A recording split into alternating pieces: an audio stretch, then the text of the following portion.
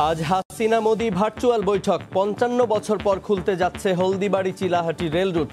দুদেশের মধ্যে ৭টি সমঝোতা স্মারক সই। আগামী ১ বছরের মধ্যে পদ্মা সেতু যান চলাচলের উপযোগী করতে চলছে সর্বোচ্চ চেষ্টা। কাজ দ্রুত এগিয়ে নিতে ২ শিফটের পরিবর্তে ৩ শিফট করার পরিকল্পনা। চালুর ৭ বছরেও পুরোদমে সচল হয়নি পানগাঁও বন্দর। আমদানি কিছুটা বাড়লেও নামমাত্র হয় রফতানি। পাল্টাপাল্টি দোষারোপ ব্যবসায়ী ও বন্দর কর্তৃপক্ষের। রেমিটেন্সে এবছর রেকর্ড হলেও জনশক্তি রফতানি কমায় আগামী বছর ধসের শঙ্কা। দেশে ফেরার দাবিতে কয়েক হাজার প্রবাসী লেবাননে বাংলাদেশ দূতাবাস ঘেরাও। এবং কুষ্টিয়ার মোকামে সপ্তাহ ব্যবধানে কেজিতে চালের দাম বেড়েছে ৪ থেকে ৫ টাকা। খুচরা ব্যবসায়ীরা সিন্ডিকেটকে দুষলেও ধানের দাম বেশি বলছেন মিলাররা।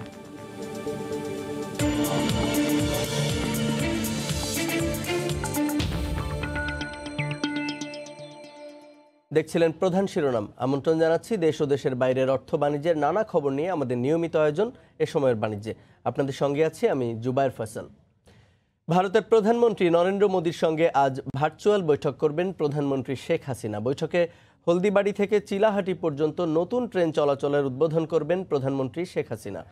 ৫৫ বছর পর এ রুটে চালু হতে যাচ্ছে রেল যোগাযোগ। প্রাথমিকভাবে একটি মালবাহী ট্রেন চলাচল করবে এই পথে। হলদিবাড়ি চিলাহাটি রেল লিঙ্ক পরবর্তীতে যুক্ত হবে ট্রান্স এশিয়ান রেল নেটওয়ার্কের সঙ্গে। এজন্য ভারতের দিকে ৪.৫ এবং বাংলাদেশ অংশে নির্মাণ করা হয়েছে ৭.৫ কিলোমিটার নতুন রেল লাইন। অবিভক্ত ভারতের অন্যতম হলদিবাড়ি চিলাহাটি ১৯৬৫ সালের পর বন্ধ হয়ে যায় পাকিস্তান ভারত যুদ্ধের সময়।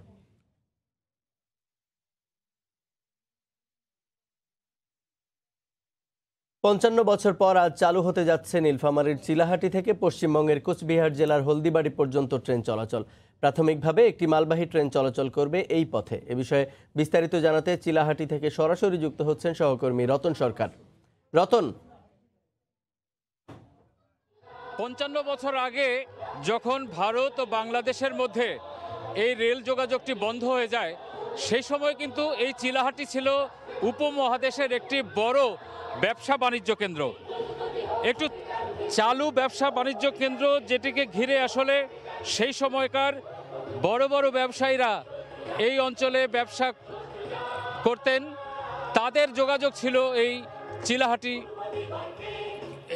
কিন্তু এটি যখন হঠাৎ করে বন্ধ হয়ে যাবার পর থেকেই ব্যবসা বাণিজ্যের সেই কেন্দ্রটি হঠাৎই কিন্তু বন্ধ হয়ে যায়, যার কারণে একে কেন্দ্র করে যে সমস্ত মানুষ জীবন জীবিকা নির্বাহ করত, শুধু ব্যবসায়ী শুধু নয়, এখানে শ্রমিক মজুর অসংখ্য মানুষ কিন্তু সে সময় কাজ করত।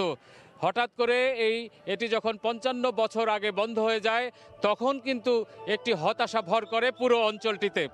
আজকে ৫৫ বছর পর যখন এই রেল যোগাযোগটি আবার নতুন করে চালু হচ্ছে, তখন কিন্তু এই অঞ্চলের মানুষের যে আবেগ উদ্বেল পরিস্থিতি নিয়ে তারা কিন্তু সেই ভোর থেকে এখানে অসংখ্য মানুষ এখানে উপস্থিত হয়ে বিষয়টি পর্যবেক্ষণ করছেন যে কখন এই কাঙ্ক্ষিত ট্রেনটি আবার যাত্রা করে, কখন আবার নতুন করে ব্যবসা বাণিজ্যের প্রাণ সঞ্চার হয় এই চিলাহাটি স্থল বন্দরকে কেন্দ্র করে।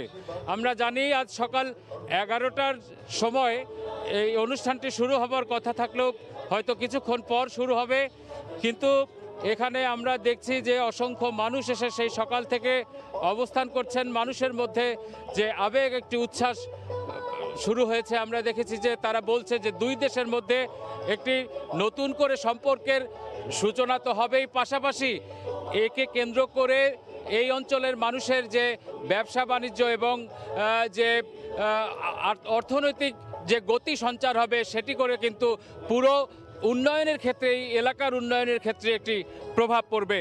তো সেই মাহেন্দ্রক্ষণটির অপেক্ষায় কিন্তু এই চিলাহাটিতে অসংখ্য মানুষ এই মুহূর্তে অপেক্ষা করছেন। পাশেই একটি সভামঞ্চ করা হয়েছে, সেই সভামঞ্চ থেকে শুরু হয়ে কিন্তু এই ট্রেনটি যাত্রা শুরু করবে। তো এই ছিল আমার কাছে চিলাহাটি স্থলবন্দর থেকে। হলদিবাড়ি চিলাহাটি রেলওয়ে নেটওয়ার্ক আবারও চালু হওয়ার খবর জানাচ্ছিলেন সহকর্মী রতন সরকার। প্রধানমন্ত্রী শেখ হাসিনা ও নরেন্দ্র মোদীর বৈঠকের আগে বাংলাদেশ ভারতের মধ্যে 7টি সমঝোতা স্মারক সই হয়েছে। সকালে রাষ্ট্রীয় অতিথি ভবন পদ্মায় বাণিজ্য, কৃষি, জ্বালানি ও পরিবেশ সহ অন্যান্য বিষয়ে এই চুক্তি স্মারক সই হয়। বাংলাদেশে নিযুক্ত ভারতীয় হাইকমিশনার বিক্রম দোরাইস্বামী ও বাংলাদেশের পক্ষে নিজ নিজ বিভাগের কর্মকর্তারা এমওইউ স্বাক্ষর করেন। চুক্তির মধ্যে রয়েছে বেসরকারি পর্যায়ে ব্যবসায়ীদের সহায়তায় টিওআর, কৃষি খাতের উন্নয়ন, হাইড্রোকার্বন নিরসন, পরিবেশ ও জলবায়ু মোকাবিলা, নিউ দিল্লি ন্যাশনাল মিউজিয়াম ও বঙ্গবন্ধু শেখ মুজিবুর রহমান মেমোরিয়াল মিউজিয়ামের মধ্যে তথ্য বিনিময়। দুটি এলাকায় কমিউনিটি উন্নয়ন প্রকল্পে সমঝোতা স্মারক স্বাক্ষর শেষে ভারতীয় হাইকমিশনার জানান, দুদেশের মধ্যে সব ধরনের সহায়তা অব্যাহত থাকবে।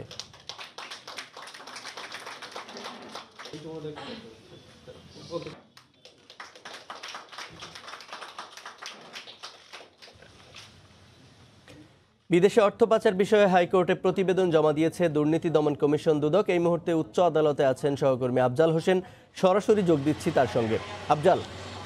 জুবায়ের, কানাডার বেগমপাড়ায় অর্থ পাচার নিয়ে বেশ কয়েক বছর ধরে আলোচনা চলছিল। সবশেষ পররাষ্ট্রমন্ত্রী তিনি জানিয়েছিলেন যে তাদের কাছে তথ্য রয়েছে কানাডার বেগমপাড়ায় 28 জন ব্যক্তি তিনি অর্থ পাচার করেছেন, তাদের মধ্যে অধিকাংশই সরকারি কর্মকর্তা। তো পররাষ্ট্র মন্ত্রণালয়ের মন্ত্রীর এই বক্তব্যের পরে কিন্তু হাইকোর্ট স্বপ্রণোদিত হয়ে বিদেশে কারা অর্থ পাচার করেছেন, কিভাবে অর্থ পাচার করেছেন, অর্থ পাচারকারীদের তালিকা চেয়েছিলেন হাইকোর্ট। সেই হিসেবে আজকে বেশ কয়েকটি সংস্থা আদালতে রিপোর্ট দিয়েছে। তাদের মধ্যে পররাষ্ট্র মন্ত্রণালয়ের যে রিপোর্ট, সেখানে বলা হয়েছে তাদের যে বিদেশি মিশনগুলো রয়েছে সেই মিশনগুলোকে এরই মধ্যে নির্দেশ দেওয়া হয়েছে যে পাচারকারীদের তথ্য সংগ্রহ করার জন্য। সেই তথ্য মিশনগুলো যখন পররাষ্ট্র মন্ত্রণালয়ে পাঠাবে তখন তারা আদালতে দাখিল করবেন। এবং বিএফআইইউ বলছে যে তারা কানাডা সরকারের কাছে একটি আবেদন জানিয়েছেন যে সেই দেশে কারা অর্থ পাচার করেছিল সেই বিষয়ে তথ্য চেয়ে তারা একটি আবেদন করেছেন। এবং দুদক বলছে যে দুদকের আইনজীবী কি বলেছেন, আজকে তাদের হলফনামা আকারে আদালতে কি দাখিল করেছেন সেই বিষয়টি জানতে দুদকের আইনজীবীর সাথেই কথা বলবো। আপনারা যে রিপোর্টটি দিয়েছেন হলফনামা আকারে, সেই রিপোর্টে কি বলেছেন অর্থ পাচার নিয়ে? জি, আপনাকে ধন্যবাদ। দেখুন, আদালত একটা কমপ্লায়েন্স দেওয়ার জন্য ডাইরেকশন দিয়েছিলেন যে মানি লন্ডারিং সংক্রান্ত বিদেশে টাকা পাচারের কি অ্যাকশন আমরা নিয়েছি, আমরা কি কাজ করেছি এই পর্যন্ত। আদালতের নির্দেশ অনুযায়ী 2020 সাল পর্যন্ত দুর্নীতি দমন কমিশন মানি লন্ডারিংয়ের যতগুলো অনুসন্ধান, তদন্ত, বিচার কার্য সমাধা হয়েছে, কত টাকা ফেরত আসছে, কত টাকার উপর ইনজাংশন আছে, আমরা বিস্তারিত ব্যাখ্যা দিয়েছি। কতগুলো এমএলএআর করেছি তথ্য উপাত্ত সংগ্রহের জন্য এবং কতগুলো এমএলএআর রিটার্ন আসছে। আমরা সেখানে দেখিয়েছি যে জব্দকৃত সম্পদের পরিমাণ, আর্থিক পরিমাণ কত হতে পারে এবং কত টাকা বিদেশ থেকে রিটার্ন আসছে এবং কত টাকার উপর ইনজাংশন আছে সেটাও আমরা বলেছি। এবং এমএলএআর মাধ্যমে কত টাকা, যেই আমরা তথ্য চেয়েছি সেখানে কত টাকা থাকতে পারে এবং সবকিছু মিলে আমরা একটা আনুমানিক হিসাব করেছি। তাতে দেখা যাচ্ছে যে শতাধিক ব্যক্তি ইনভলভ এইখানে এবং প্রায় 2500 কোটি টাকার মতো লন্ডারিং, 2500 কোটি টাকা। তবে এই টাকাটাই শেষ না, কারণ যেই মামলাগুলি ইনকোয়ারি এবং ইনভেস্টিগেশনে আছে সেখানে স্কোয়ারলি টাকার পরিমাণ, মানুষের পরিমাণ অনেক বেড়ে যেতে পারে। তবে আজকে পর্যন্ত যে তথ্যপাত্র আমরা আদালতে দাখিল করেছি তাতে আমরা প্রাইমা ফেসি আমার হিসাবে প্রায় 2500 কোটি টাকা এবং শতাধিক ব্যক্তি এখানে ইনভলভ। আর আমরা এখানে প্রায় 21 কোটি টাকা রিটার্ন আনার পরে আরও 20 কোটি টাকা বাংলাদেশের এখানে ব্যাংকে ছিল, সেটা সরকার বরাবরে বাজেয়াপ্ত হয়েছে। শুনছিলেন যে দুদকের আইনজীবী অ্যাডভোকেট খুরশিদ আলম খান, তিনি বলছেন যে তাদের তদন্ত মতে এখন পর্যন্ত অর্থ পাচারের সাথে শতাধিক ব্যক্তির নাম পেয়েছেন এবং সেই টাকার পরিমাণ 2500 কোটি টাকা। যাই হোক, এ বিষয়ে আজকে দুপুর 12টার দিকে হাইকোর্টের বেঞ্চে শুনানি হবে। শুনানিতেই আরও বিস্তারিত উঠে আসবে যে 5টি সংস্থাকে রিপোর্ট চাওয়া হয়েছিল তাদের রিপোর্টের কি বিষয়ে, সেটি বিষয়ে শুনানি হবে দুপুর 12টার দিকে। তো এই ছিল জুবায়ের হাইকোর্ট থেকে আমার কাছে সবশেষ খবর অর্থ পাচারের মামলার বিষয়ে। উচ্চ আদালত থেকে অর্থ পাচার বিষয়ে তদন্ত শেষে প্রতিবেদন জমা দিয়েছে দুদক, সে খবর জানাচ্ছিলেন সহকর্মী আফজাল। যান চলাচলের জন্য পদ্মা সেতুতে আরও 1.5 বছর সময় ধরা থাকলেও সেটাকে 1 বছরে কমিয়ে আনতে কাজ শুরু করেছে পদ্মা সেতু কর্তৃপক্ষ। বর্তমানে 2 শিফটে কাজ চলছে, সেখানে জনবল বাড়িয়ে সেটাকে 3 শিফটে করা হলে কাজ দ্রুত শেষ করা যাবে বলে মনে করছে তারা। সাইফুল ইসলামের ছবিতে এহসান জুয়েলের রিপোর্ট। পদ্মা সেতুর পাইল ও স্প্যান বানানোর ইয়ার্ডে গত 4 বছর ধরে চলেছে ব্যস্ততা। হাজার হাজার কর্মী দিনরাত কাজ করেছে সেখানে। এখন একই অবস্থা চলছে স্ল্যাব বানানোর ইয়ার্ডে। স্প্যানের উপর ও নিচের অংশে বসানোর জন্য প্রায় 3000 করে স্ল্যাব বানাতে হচ্ছে ইয়ার্ডে। শুরুর দিনগুলোতে পদ্মা সেতু প্রকল্পে কাজ করেছে 4200 দেশীয় শ্রমিক ও 980 জন চীনা নাগরিক। তবে করোনার প্রাদুর্ভাব শুরুর পর কিছুটা হোঁচট খায় কাজ। নববর্ষ উদযাপন করতে দেশে গিয়ে ফিরতে পারেননি 400 চীনা নাগরিক। প্রকল্প এলাকা ছেড়ে যায় 2200 দেশীয় শ্রমিক। ফলে প্রত্যাশার তুলনায় ধীর হয়ে আসে প্রকল্পের বিভিন্ন অংশের কাজ। এ অবস্থায় নতুন করে শুরু হয়েছে জনবল সংগ্রহ। বর্তমানে প্রকল্পে কর্মরত আছেন 3000 বাংলাদেশি ও 700 চীনের নাগরিক। চলতি মাসের শেষের দিকে নতুন করে যোগ দেবে একটি দল। আগামী বছরের শুরুতে আরও একটি দল যোগ দিলে কাজে গতি পাওয়ার প্রত্যাশা সেতু মন্ত্রণালয়ের। দুইটা টিম এখন কিন্তু কাজ করছে রোডওয়ে ডেক বসানোর জন্য। আরেকটি টিম আগামী জানুয়ারির মধ্যে যুক্ত হবে, এই মাসের শেষের দিকে ডিসেম্বরে। এবং চতুর্থ টিম আমরা আশা করছি জানুয়ারির মধ্যে যুক্ত হবে, কারণ আমাদের লক্ষ্যমাত্রা কিন্তু জুনের মধ্যে এই ডেক বসানো শেষ করা। সেতুতে রোড ও রেল স্ল্যাব বসানোর কাজ শেষ করতে সময় লাগতে পারে আরও 1.5 বছর। জনবল বাড়ানো হলে সেই কাজ 1 বছরে শেষের ব্যাপারে আশাবাদী সেতু কর্তৃপক্ষ। করোনার প্রথম দফায় জনবলের যে সংকট তৈরি হয়েছে, এখন দ্বিতীয় দফায় সেটা কতটা কাটিয়ে ওঠা সম্ভব তা নির্ভর করছে লক্ষ্য অনুযায়ী কত সংখ্যক কর্মী সংগ্রহ করা যায়। তবে নির্ধারিত সময়ে কাজ শেষ করতে হলে চলমান 2 শিফটে কাজের পরিবর্তে 3 শিফটে কাজ চালুর বিকল্প দেখছেন না সেতু কর্তৃপক্ষ। ইহসান জুয়েল, সময় সংবাদ, মাওয়া, মুন্সিগঞ্জ।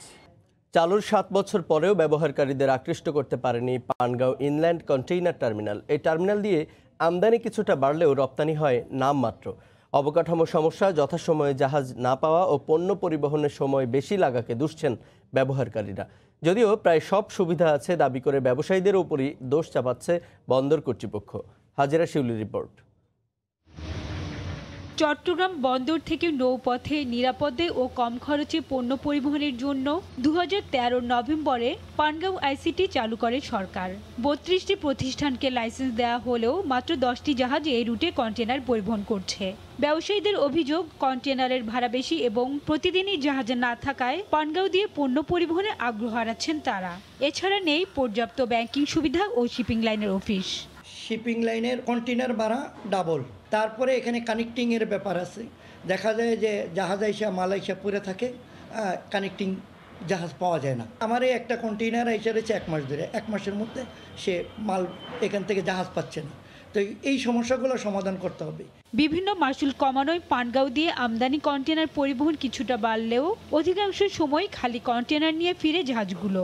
এই বন্দরকে পুরোদমে সচল করতে প্রয়োজনীয় যন্ত্রপাতি ও অবকাঠামো সুবিধা সহ শিল্পাঞ্চলগুলোর সঙ্গে সংযোগ স্থাপনের দাবি সংশ্লিষ্টদের। রপ্তানিমুখী প্রতিষ্ঠানগুলো সবগুলোই ঢাকা শহরের বাইরে, যাদের জন্য পানগাঁও যাওয়ার থেকে চিটাগং যাওয়া অনেক বেশি সহজ হয়। কস্ট ওয়াইজও যদি বলি বা সময় হিসাবে যদি বলি, সেই জন্যই কিন্তু পানগাঁওটা রপ্তানির জন্য ওইভাবেই সেটা যাচ্ছে না। এক্সপোর্টের ক্ষেত্রেও কন্টেনারাইজ করার জন্য দেরি হচ্ছে, বা এক্সপার্ট লেবার, অন্যান্য সাপোর্টিং ইকুইপমেন্টগুলো আরও বাড়ানো দরকার, প্লাস বিজনেস ফ্রেন্ডলি এনভায়রনমেন্ট। যদিও চট্টগ্রাম বন্দর কর্তৃপক্ষের দাবি, যোগাযোগে কিছুটা সমস্যা থাকলেও অন্যান্য সব সুবিধা আছে এখানে। জাহাজ যাদের আছে তারা বললেন যে কন্টেনার নেই, কন্টেনার যারা আনেন তারা বলেন করেন যে সব সময় জাহাজ নেই। এই দুটোর উন্নয়ন ঘটানোর জন্যই ট্যারিফ কমিয়েছি 70%। বছরে 1.25 লাখ টিউএস কন্টেনার হ্যান্ডলিংয়ের সক্ষমতা থাকলেও গত অক্টোবর পর্যন্ত পানগাঁও আইসিটি কন্টেনার হ্যান্ডলিং করেছে 16,000 টিউএস। হাজেরা শিউলি, সময় সংবাদ, ঢাকা।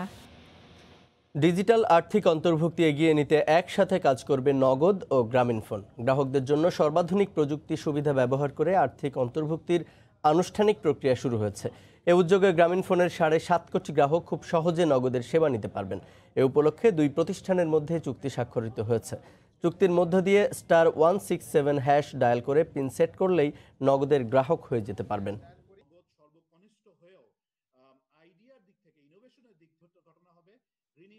করোনার ভয়াবহতায় বিশ্বজুড়ে শ্রমবাজার সংকুচিত হয়ে আসায় বাংলাদেশের জনশক্তি রফতানিতে মারাত্মক ধস নেমেছে।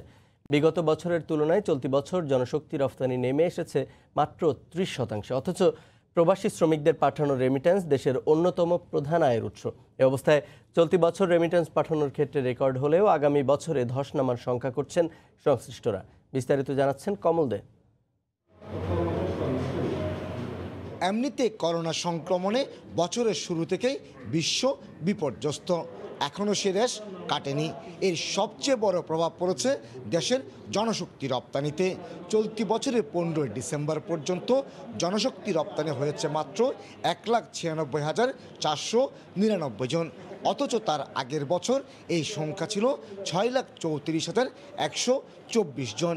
এর বাইরে করোনা সংক্রমণ এড়াতে গত 10 মাসে বিভিন্ন দেশ থেকে 1 লাখের বেশি শ্রমিক দেশে ফিরে আসে।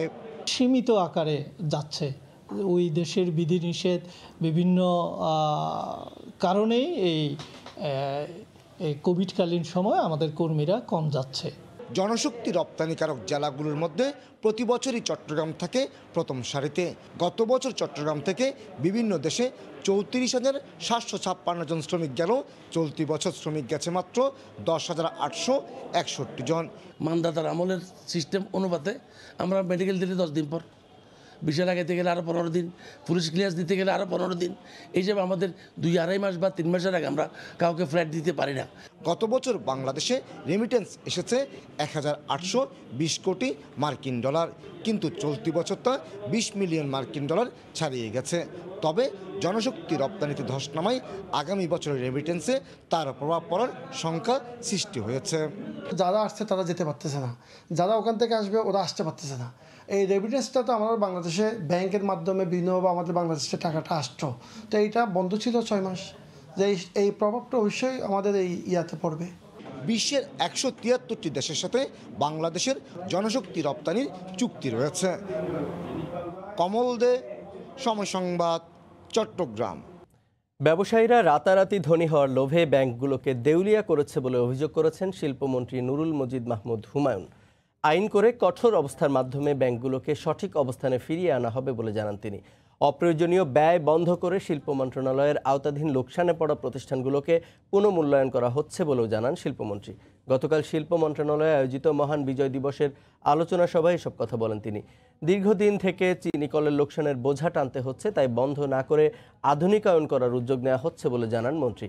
বিজয় অর্জন হলেও এখনও ষড়যন্ত্র বন্ধ হয়নি। ব্যাংক লুট, মুনাফাখোর, দুর্নীতিবাজদের বিরুদ্ধেও সকলকে ঐক্যবদ্ধ হওয়ার আহ্বান জানান শিল্প প্রতিমন্ত্রী কামাল আহমেদ মজুমদার। পরবর্তী প্রজন্মের জন্য সুখী সমৃদ্ধ বাংলাদেশ গড়ার প্রত্যয় জানান প্রতিমন্ত্রী। এর আগে শিল্প মন্ত্রণালয়ে বঙ্গবন্ধুর প্রতিকৃতিতে ফুল দিয়ে শ্রদ্ধা জানান শিল্পমন্ত্রী ও প্রতিমন্ত্রী। শিল্প মন্ত্রণালয়ের আওতাধীন বিভিন্ন প্রতিষ্ঠানের বঙ্গবন্ধুর প্রতিকৃতিতে ফুল দিয়ে শ্রদ্ধা জানান। বাংলাদেশ ভারত ভার্চুয়াল বৈঠকে অংশ নিয়েছেন দুদেশের প্রধানমন্ত্রী। এই মুহূর্তে নয়াদিল্লি থেকে বক্তব্য রাখছেন ভারতের প্রধানমন্ত্রী Narendra Modi.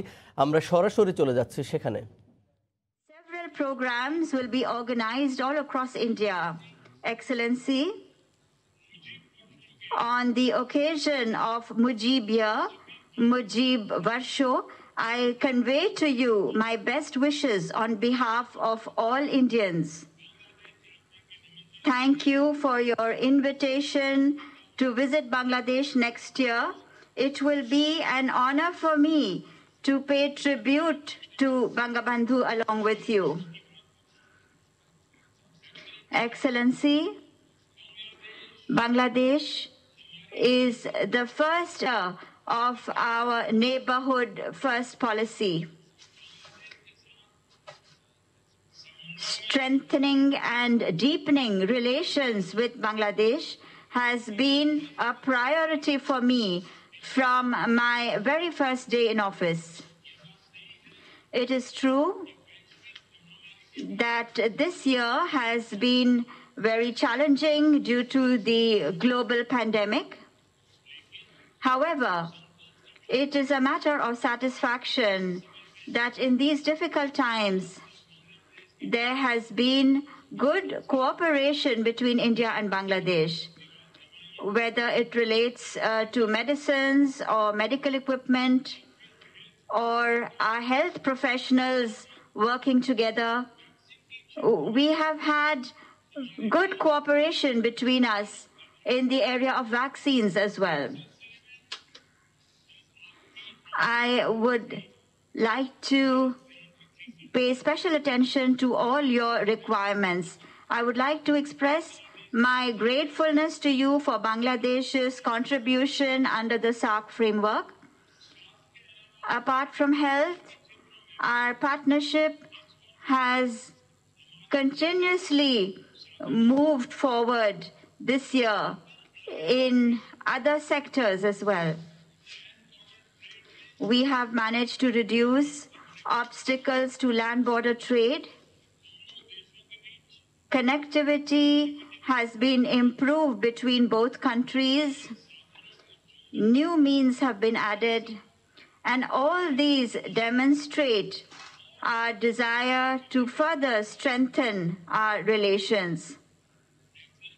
Excellency, Mujib Chirantar, Bangabandhu's message is eternal. And it is with this sentiment that we honor his legacy. Bangabandhu's legacy is clearly reflected in your great leadership. At the same time, your personal commitment towards our bilateral relations is also very clear to see. It is a matter of pride for me to have the opportunity today to release with you a postage stamp in honor of Bangabandhu and to inaugurate a digital exhibition on Bapu and Bangabandhu. I hope this exhibition of Bapu and Bangabandhu will inspire our youth. There is a special section in this on Kasturba Gandhi and also on respected Bangamata, Excellency. I now invite you to make your opening remarks.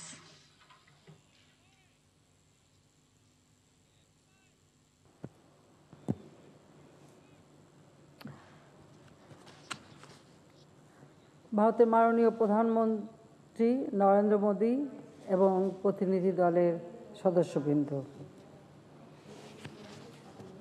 আসসালামু আলাইকুম, শুভ সকাল, নমস্কার। আপনার প্রশংসাসূচক অভিভাষণের জন্য আন্তরিক ধন্যবাদ জানাচ্ছি। আবার আপনার সঙ্গে বিশেষ করে এই বিজয়ের মাসে বৈঠক করতে পেরে আমি অত্যন্ত আনন্দিত। ডিসেম্বরে বাংলাদেশের মানুষ আনন্দ, মুক্তি এবং উদযাপনের চেতনা উদ্বেলিত হয়ে ওঠে। গভীর কৃতজ্ঞতার সাথে স্মরণ করি আমাদের মহান নেতা জাতির পিতা বঙ্গবন্ধু শেখ মুজিবুর রহমানকে, যার গতিশীল নেতৃত্বে আমরা অর্জন করেছি আমাদের স্বাধীনতা। 1971 সালে মহান মুক্তিযুদ্ধে 30 লাখ শহীদ, 2 লাখ মা বোনের প্রতিও আমার শ্রদ্ধা জানাই। আমাদের স্বাধীনতা যুদ্ধে ভারতীয় সশস্ত্র বাহিনীর যে সকল সদস্যরা জীবন দান করেছেন, শহীদ হয়েছেন, তাদের প্রতিও আমি আমার শ্রদ্ধা নিবেদন করছি, তাদের পরিবারের প্রতি আমার সহমর্মিতা জানাচ্ছি। আন্তরিক সমর্থন ও সহযোগিতার জন্য ভারত সরকার এবং ভারতের জনগণের প্রতি আমার আন্তরিক কৃতজ্ঞতা। এক্সেলেন্সি, আজকের দিনটি আমার জন্য একটি বিশেষ দিন। 17 ডিসেম্বর পাকিস্তানি হানাদার বাহিনীর অধীনে তখনও আমার মা,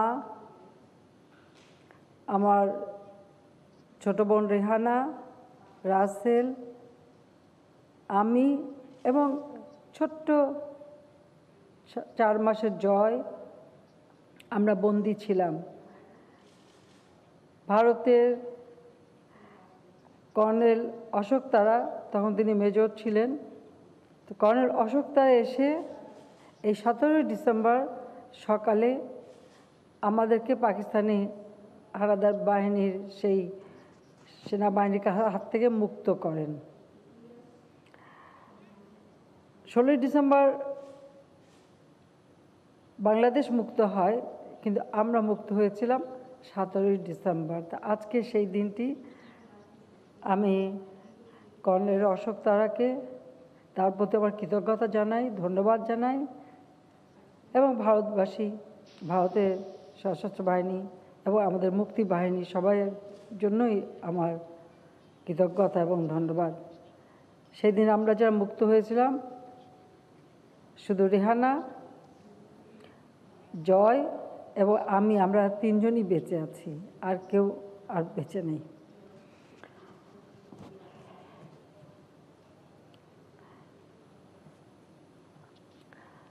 মাননীয় প্রধানমন্ত্রী, ভারত আমাদের অকৃত্রিম বন্ধু। 2019 সালের অক্টোবরে দিল্লির গ্র্যান্ড হায়দ্রাবাদ হাউসে আপনার সঙ্গে আমার শেষ বৈঠক হয় এবং আপনার অপূর্ব আতিথেয়তা আমরা কৃতজ্ঞতাভরে স্মরণ করছি।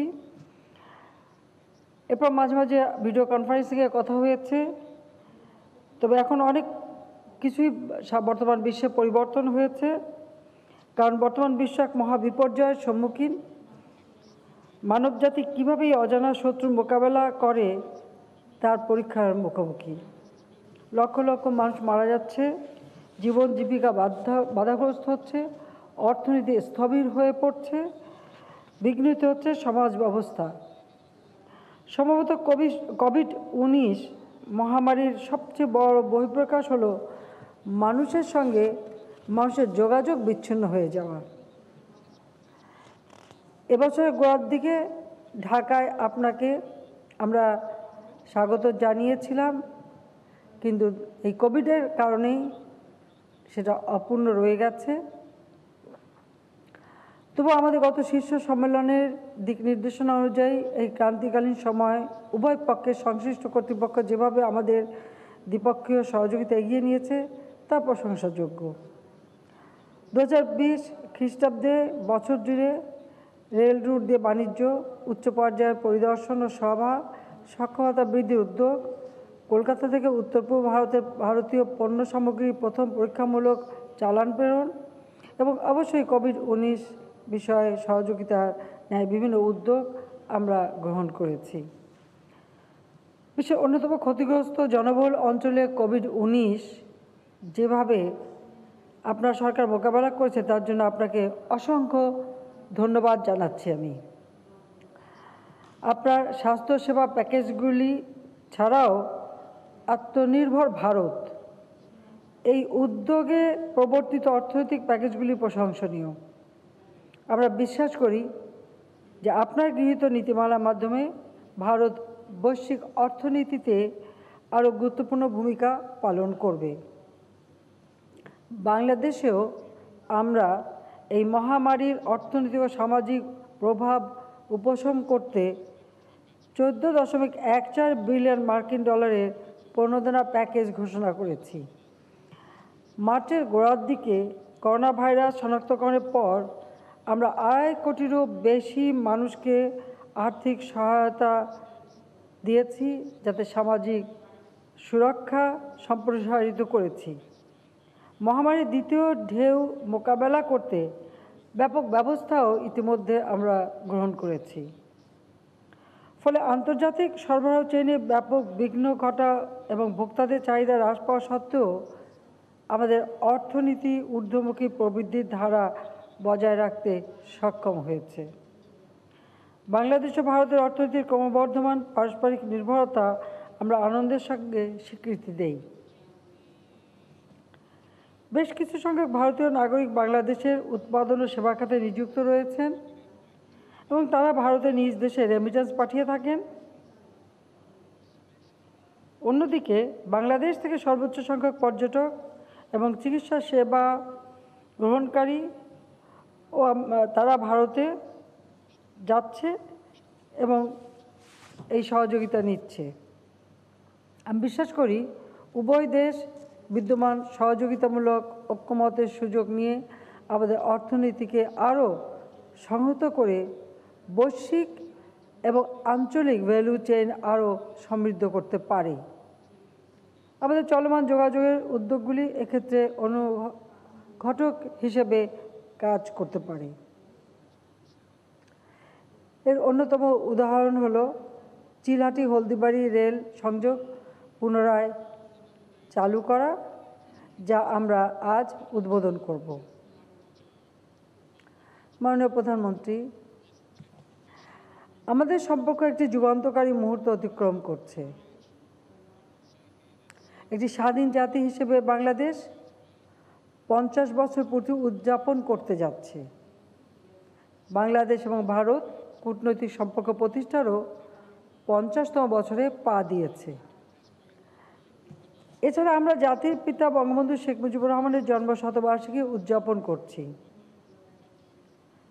মাত্র কয়েক মাস আগে আপনাদের জাতির পিতা মহাত্মা গান্ধীর 150তম জন্মবার্ষিকী আমরা উদযাপন শেষ করেছি। বাংলাদেশে আমরা বাপুজির প্রতি শ্রদ্ধার নিদর্শন হিসেবে একটি বিশেষ ডাক টিকিট অবমুক্ত করেছি। আমরা আজ বঙ্গবন্ধু শেখ মুজিবের সম্মানে ভারতের ডাক বিভাগের একটি স্ট্যাম্পের উদ্বোধনও করব। এই গুরুত্বপূর্ণ অনুষ্ঠানগুলি যৌথভাবে উদযাপনের জন্য স্বতঃস্ফূর্তভাবে একত্রিত হওয়ার জন্য আপনাকে এবং আপনার সরকারের প্রতি আমি আন্তরিক কৃতজ্ঞতা জানাচ্ছি। 1971 সালে বাংলাদেশের মহান মুক্তিযুদ্ধে আমাদের অবিচ্ছেদ্য যোগসূত্র স্মরণে আমরা বিশ্বব্যাপী বাছাই করা কিছু শহরে আগামী বছর জুড়ে যৌথ কর্মসূচি পালনের সিদ্ধান্ত নিয়েছি। 2021 সালের 26শে মার্চ ঢাকায় আপনার উপস্থিতি আমাদের যৌথ উদযাপনের গৌরবময় স্মৃতি স্মরণীয় করে রাখবে। আপনাকে আন্তরিক ধন্যবাদ জানাচ্ছি।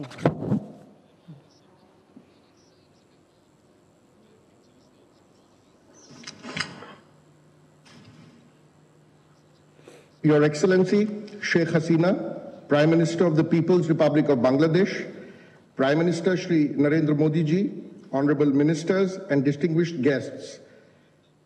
As we commemorate the historic Mujib Borsho, I have the honor to invite the honorable Prime Ministers of Bangladesh and India to jointly unveil the commemorative stamp on Bangabandhu Sheikh Mujibur Rahman. I request the two Prime Ministers to press the launch button.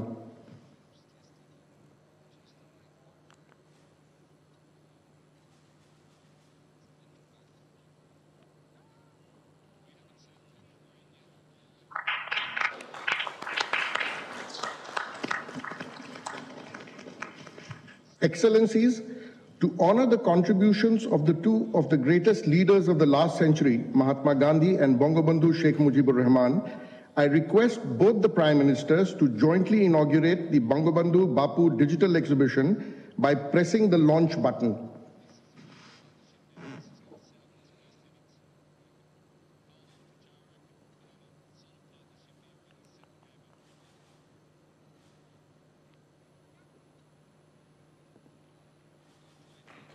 We will now witness a short video marking this inauguration.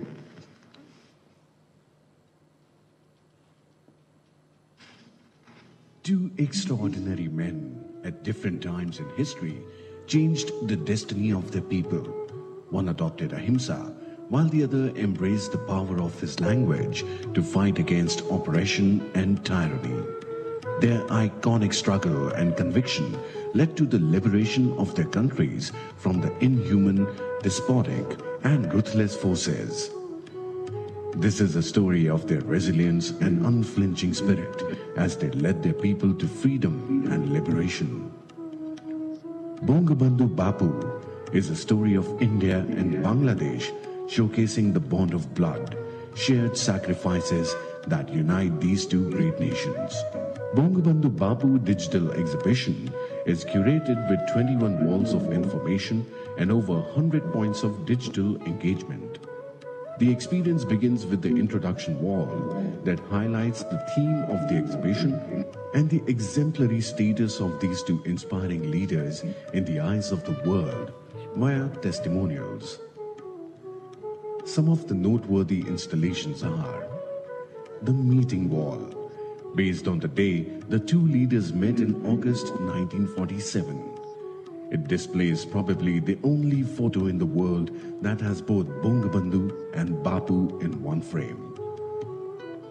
A holographic time machine layers historical photos with a timeline and provides a unique interface to the users to reference their time and lives.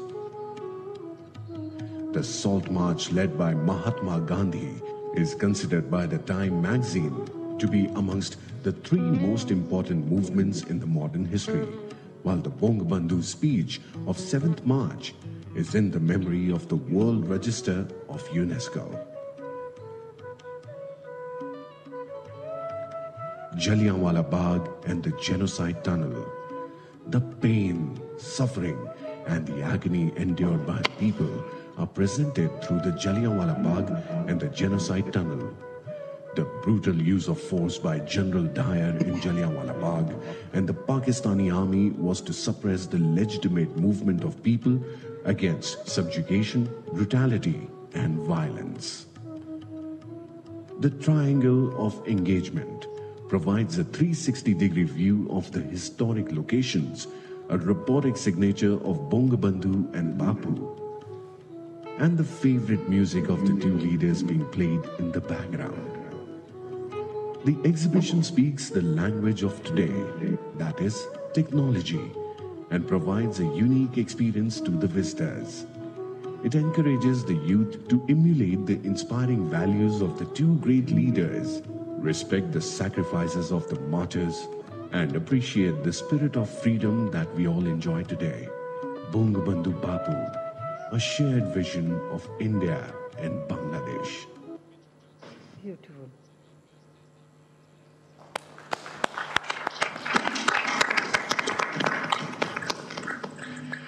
Excellencies, the Chilahati-Haldibari rail link not only connects Assam to Bangladesh via West Bengal, but also serves as an inspiring symbol of the ever-increasing people-to-people links between our two countries. It is my privilege to invite both the Prime Ministers to jointly inaugurate this project by pressing the launch button.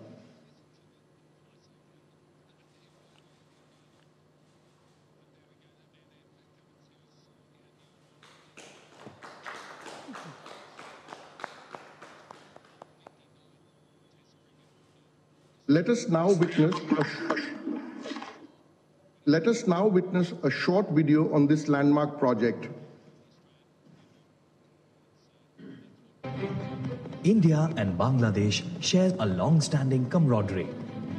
The Prime Ministers of both the nations are working to further flourish the relations between the two neighboring countries through trade and travel.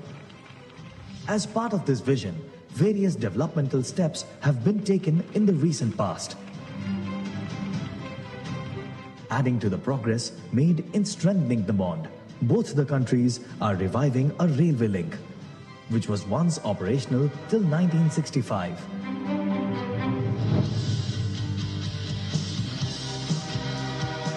The reopening of the Chilahati-Haldibari route is expected to encourage economic and social developments of the people of both the nations, with the transit facilitation of goods and passengers traffic to and fro between Bangladesh and India, enhancing accessibility to the main ports and dry ports across land borders to support the growth in regional trade. For this purpose, construction of a broad gauge link from Haldibari in India to Bangladesh border has been carried out by Indian Railways. Similarly, Bangladesh Railway has also upgraded and laid the missing tracks from Chilahati to Indian border. Chilahati-Haldibari rail link is the fifth railway link becoming operational between India and Bangladesh, nurturing the social, trade and cultural bonds between the people of both the nations. This is the restoration of not only an old rail link, but the lifelines of India-Bangladesh relationship under the able leadership of our Prime Ministers. Long live India-Bangladesh friendship.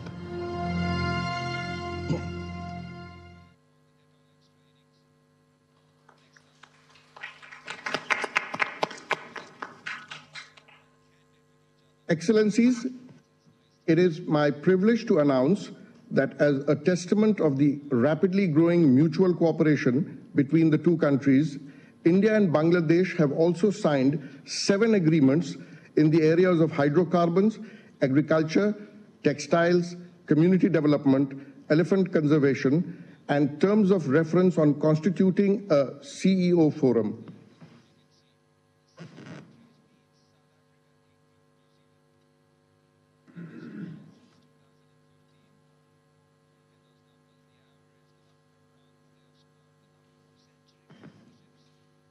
Excellencies, this concludes the inauguration ceremony. Thank you.